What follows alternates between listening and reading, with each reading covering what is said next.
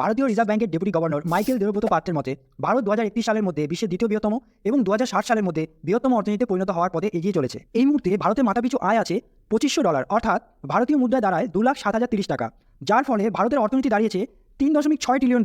ভারতীয় মুদ্রায় যার মূল্য দাঁড়ায় 295.4 লক্ষ কোটি টাকা। মিস্টার পাত্র বিশ্বাস করেন যে ভারত যদি পরবর্তী দশকগুলিতে বার্ষিক 9.6% হারে বৃদ্ধি করতে পারে, তবেই এই মিডিল ইনকাম ট্র্যাপ অর্থাৎ নিম্ন মধ্যম আয়ের ফাঁদ থেকে মুক্ত হয়ে একটি উন্নত অর্থনীতিতে পরিণত হওয়া সম্ভব।